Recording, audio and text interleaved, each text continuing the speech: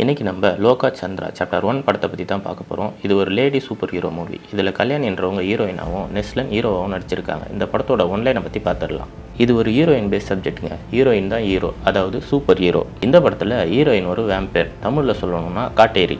அவங்க எப்படி வேம்பேராக மாறுறாங்கன்னா, ஒரு ஊரில் காட்டுவாசிகள் வாழ்ந்துட்டு வராங்க. அவங்களோட குழந்தைங்க அரசரோட கோயிலுக்குள்ளே போயிட்டு அவங்க சாமிக்கு வச்சுருந்த முத்துக்களை தெரியாமல் கொண்டு வந்து அவங்களோட சாமிக்கு வச்சிடுறாங்க. இது தெரிஞ்ச அரசர் அடிமைகளுக்கு இவ்வளவு திமுறான்னு அவங்கள கொல்ல உத்தரவிடுறாரு. பல பேரை கொன்று குவிக்கிறாங்க.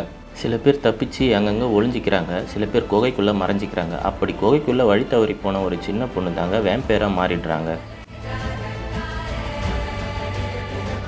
வேம்பேராக மாறின சந்திராவையும் அவங்க அப்பா அம்மாவையும் அரசரோட ஆட்களும் கொன்னுடுறாங்க. ஆனால் இவ வேம்பேருன்றதால எழுந்து வந்து அரசரையும் அரசரோட ஆட்களையும் கொன்னுடுறா. அன்னிலேருந்து அவங்க குலதெய்வமான நீலின்ற பேர்லேயே இவளை அழைக்கிறாங்க. சாகர தருவாயில் சந்திரா அவங்க அம்மா நீ அநியாயம் நடக்கிற இடத்தெல்லாம் இருக்கணும் அப்படின்னு சொல்கிறா. அன்னிலேருந்து இவ ஒரு சூப்பர் ஹீரோவாக மாறிடுறா. இதுதாங்க சந்திரா வேம்பேராக மாறினதோட கதை. இப்போது படத்தோட கதை என்னென்னு பார்த்துடலாம்.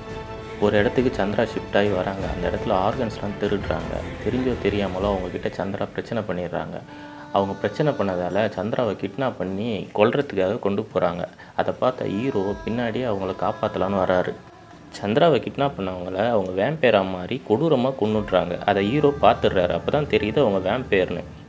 உடனே சந்திரா உன்னையும் கொன்னுடுன்னு ஹீரோவை மிரட்டி அவங்க கூடவே வச்சுருக்காரு. அவங்க கூடவே சுற்றினதால் அவங்கள பார்த்து இவங்க ஒரு நல்லவங்க அப்படின்னு சொல்லிட்டு ஹீரோ புரிஞ்சிக்கிறாரு.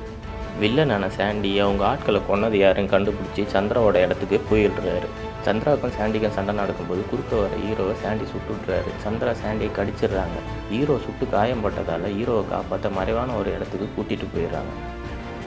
அங்கேருந்து தப்பிச்ச சாண்டி சந்திரா கடித்ததால் ஒரு வேம்பேராக மாறுறாரு. வேம்பேராக மாறினதால் அவருக்கு சந்திரா விட அதீத சக்தி கிடைக்குது. சந்திராவையும் அவங்க நண்பர்களையும் அவர் கொல்றதுக்காக தேடுறாரு. அதே சமயத்தில் ஒரு பக்கம் போலீஸும் இவங்களை தேடிக்கிட்டு இருக்கு. சாண்டிக்கிட்டேயும் போலீஸ்கிட்டேயும் இருந்தால் எப்படி தப்பிச்சாங்க, இவங்க எப்படி நிரபராதின்னு ப்ரூவ் பண்ணாங்க அப்படின்றது தான் மீதி கதையே.